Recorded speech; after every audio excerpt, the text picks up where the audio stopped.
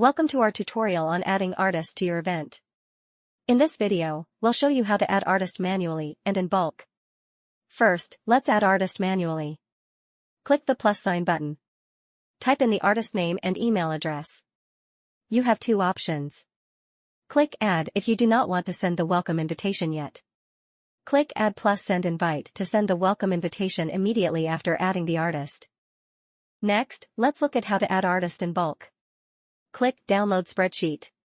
Open the downloaded file. You'll see samples in the file to help you format the information correctly. Add the artist information to the spreadsheet. Save the file. Click Select a file and upload the saved file. You have two options here. Send the invitations immediately once imported. Click Finish Import to complete the process without sending invites.